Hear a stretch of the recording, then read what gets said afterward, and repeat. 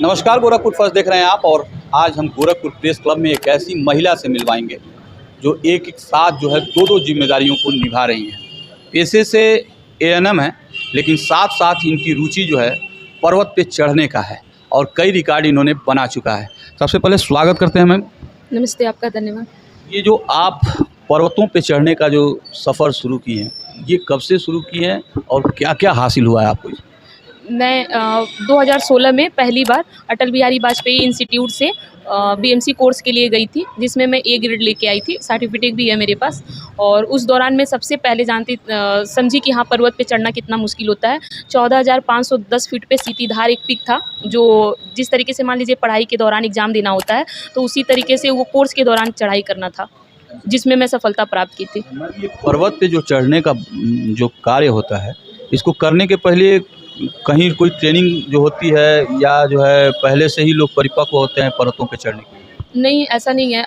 जब मैं 2011 में इंटर पास आउट की थी, तो मैं पढ़ाने का काम कर रही थी। जब मैं ग्रेजुएशन भी कर रही थी, साथ में पढ़ाती भी थी। तो उसमें बछेंद्री पाल मैडम का एक किताब आई थी, जिसमें उनकी मतलब पूरा सारांश दिया हुआ था नीचे शॉर्ट में कि भारत की ये प्रथम महिला हैं जो विश्व की सबसे ऊंची चोटी पे सफलता हासिल की है। तो उसके बाद से मैं भी काफ़ी प्रयास के बाद पता चला कि अटल बिहारी वाजपेयी में इंस्टीट्यूट में कोर्स होता है, तो फिर मैं भी उसके लिए आवेदन की और सफलता प्राप्त की। फिर धीरे धीरे मेरी कहानी शुरू हो गई। पहली बार किस पर्वत पे आप चढ़ी थी और कितना समय लगा था उस पे चढ़ने? सबसे पहली बार मैं सीतीधार पर्वत पे चढ़ाई की थी, जो पूरा एक दिन लगा हुआ था। लेकिन वो कोर्स के दौरान छोटा छोटा कैंप लगा रहता था, तो हम लोग टेंट में करते रहते थे।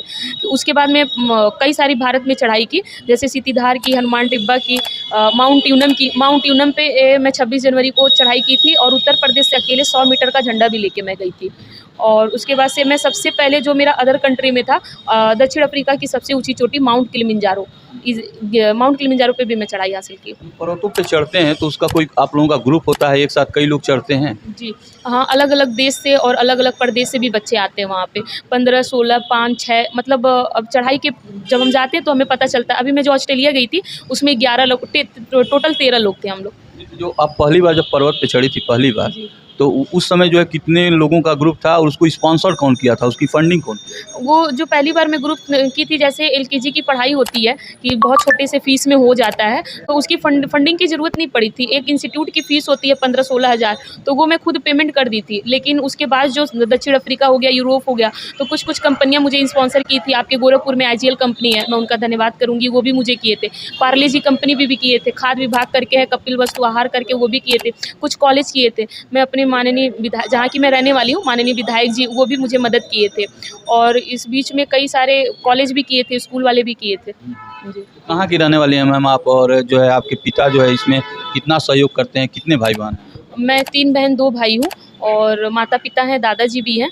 और क्या कहते हैं, सहयोग मेरे परिवार का पूरा रहा है। और जो आर्थिक को लेके है, तो अभी तक जितने भी हमारे यहाँ माननीय डीएम महोदय या महोदया जो भी आए हैं, उनका पूरा सपोर्ट रहा है मेरे प्रति। अच्छा, जो भी पर्वतारोही है उसको सरकार की तरफ से जो है क्या मदद मिलती है, क्या प्रोत्साहन मिलती है, ताकि अगर मान लीजिए, जैसे ये सवाल करने का मतलब ये है कि जैसे आपको अगर कोई देख रहा हो तो आपसे वो क्या सीखे, कि उसको क्या मिलेगा, उसको सरकार से क्या मिलेगा, वो क्यों जो है आपको देख करके फॉलो करे, क्या है इसमें भविष्य? अदर स्टेट का देखा जाए तो हरियाणा में माउंटेन एवरेस्ट करने के बाद जॉब देती हैं। मुझे कोई जॉब का लालसा नहीं है, बस मैं हमेशा यही सोची हूँ कि अपने मान सम्मान और जिस इलाके से मैं आती हूँ, वहाँ के बेटियों के लिए मैं कुछ करूँ। मैं कोई कहानी बनाना या कहना नहीं कर रही हूँ। मैं जनपद संत कबीर नगर से हूँ। गाँव का नाम मेरा कर्मा है।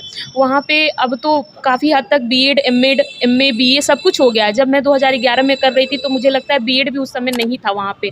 उसके लिए कम से कम 40 से 45 किलोमीटर आना पड़ रहा था। गोरखपुर से मेरी नर्सिंग की पढ़ाई हुई है। आप खुद ही सोच सकते हैं कि अगर वहाँ पे नर्सिंग कॉलेज होता तो मैं गोरखपुर में क्यों पढ़ती। अभी भी वहाँ पे नर्सिंग कॉलेज नहीं है फिलहाल, अब तो हो गया है। लेकिन जहाँ तक गवर्नमेंट का रहा, अदर स्टेट में तो शायद नौकरी मिलती है। और अपने यहाँ स्टेट में कुछ स्कीम है कि इतने हज़ार पे आप चढ़ाई करोगे तो इतना आर्थिक मदद मिलेगा, और इतने हज़ार पे करोगे तो इतना मिलेगा। मुझे पैसे से नहीं मतलब है, बस मैं यही चाहती हूँ कि जो मेरा माउंटेन एवरेस्ट करने का एम है, अगर इसमें हो सके तो सरकार मेरा सहयोग करे, अगर हो सके तो नियमानुसार, क्योंकि हम कुछ कर तो नहीं सकते हैं। सरकार की तरफ से जो है इसमें कोई कोई व्यवस्था है, सरकार मदद करती है, या इसका कोई विभाग या मंत्रालय, खेल मंत्रालय कहीं से कुछ है? जैसे साथ में जो साथ में आती हैं, जो टीम जाती है साथ में, अभी हरियाणा से मध्य प्रदेश से गई थी, तो उन लोगों को तो सहयोग किया गया था सांसद जी के द्वारा और खेल मंत्रालय से किया गया था। लेकिन मेरे तरफ तो अभी तक ऐसा नहीं, क्योंकि उसमें ये बताया जाता है कि बजट नहीं है। जो भी सब लोग किए थे अपने पर्सनली से ही किए थे। अच्छा, आपके हिसाब से कितने बच्चे ऐसे होंगे, अपने जनपद की बात करें, जो आपकी तरह से जो है पर्वत पे चढ़ने की प्रैक्टिस कर रहे हो या कहीं ट्रेनिंग कर रहे हो? ऐसे कुछ बच्चों को आप जानती हैं? नहीं, अभी तक 1-2 लोग मुझसे पूछे थे तो मैं बताई थी, तो वो यही बता रहे थे इतना लंबा प्रक्रिया है। आप तो इतना जगह-जगह अपनी फाइल लगा के स्पॉन्सरशिप लेती रहती हैं, हमसे नहीं हो पाएगा। तो 1-2 लोग आए तो थे पूछने के लिए, तो मैं इंस्टीट्यूट बता देती, फिर बाद में मुझे फीडबैक नहीं मिला कि वो कर रहे हैं कि नहीं। या मान लीजिए ऊँची-ऊँची पहाड़ियों पे चढ़ती हैं, काफ़ी जो है पथरीले होंगे, कुछ जंगलें भी होते हैं उसमें। सुरक्षा के भाव से जो अगर देखा जाए तो क्या प्रोटेक्शन आप लोग यूज़ करते हैं? जैसे हर चढ़ाई पे अलग-अलग कैंप लगा रहता है। कहीं पे 4 कैंप होता है, कहीं पे 3 कैंप होता है, कहीं पे 2 कैंप होता है, जिसकी जितनी ऊँचाई होती है। तो अभी तक तो ऐसा कुछ हुआ नहीं। मैं किलिमंजारो जब चढ़ाई करने गई थी, तो मेरे पैर में, मैं अपने सोशल मीडिया पे वो डाली भी हूँ वीडियो, बहुत ज़्यादा चोट आ गई थी। एक उँगली मेरा हो सकता था कट भी गया होता, लेकिन बच गया। मतलब माता रानी का आशीर्वाद है कि बच गया और अभी भी सही सलामत है। बाकी जीव-जंतु या पशु-पक्षी से ऐसा कुछ भी हमें हानि नहीं होता। जब तक हम उनको नहीं पहुँचाएँगे, वो हमें भी नहीं पहुँचाएँगे। अच्छा, देखा जाता है आम तौर पे, जैसे आप एक लड़की हैं, लड़कियों का सपना होता है कि बड़े हों, पढ़ें लिखें, नौकरी करें, शादी विवाह करें, घर परिवार बसाएं, लेकिन आप उसके ठीक उलट जो है जॉब मिलने के बाद जो है आप इस तरह के जो है एडवेंचर, जो है ख़तरनाक जगहों पे जाती हैं। आप शादी-वादी की हैं या जो है कुछ भविष्य में प्लान है? नहीं, अभी नहीं। रही बात जॉब की, तो मैं जॉब से पहले पर्वतारोही का काम कर रही हूँ 2016 से, और जॉब मेरा जो है 2018 में लगा हुआ था। और जॉब में जो छुट्टी मिलती है, मुझे सीएल मिलती है, तो वो मैं अपना खर्चा नहीं करती हूँ। जब मैं माउंटेनियर में जाती हूँ 10 दिन 12 दिन के लिए, तो वो मेरा उसी में एडजस्ट हो जाता है। माउंटेन एवरेस्ट, घर वालों का भी सपना है कि अब थोड़ा शादी-वादी कर लूँ मैं, लेकिन माउंटेन एवरेस्ट के बाद ही वो होगा। अगला टारगेट आपका जो है विश्व की सबसे ऊँची चोटी पे ही फ़तह हासिल करना है।